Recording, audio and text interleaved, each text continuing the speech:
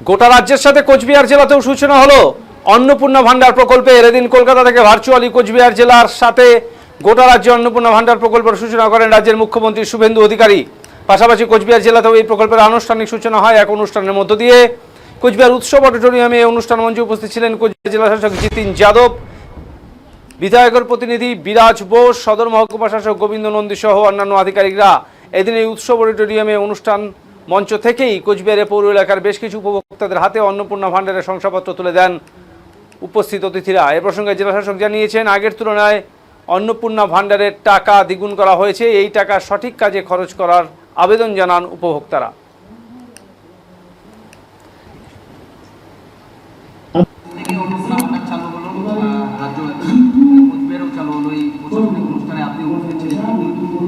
আজকে একটা ঐতিহাসিক দিন,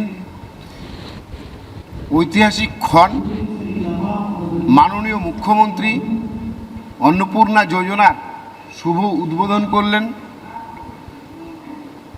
মহিলারা, আমরা মহিলার স্বনির্ভরতার জন্য সবসময় সচেষ্ট থাকি।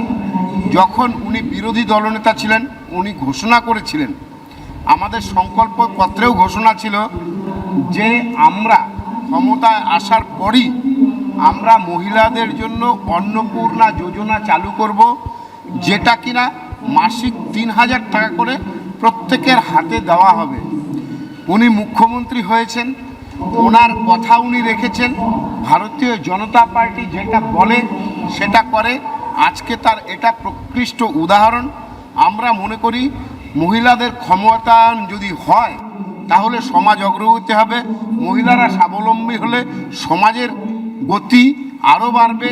তারা সাংসারিক জীবনে যেমন সুরক্ষা পাবে, স্বাভাবিকভাবেই তাদের ছেলে মেয়েদের, সন্তানদের কেয়ার আরও ভালো করে করতে পারবে।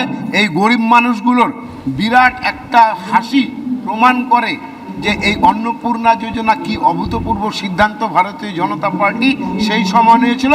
বর্তমান সরকার সেটাকে ইমপ্লিমেন্ট করলো।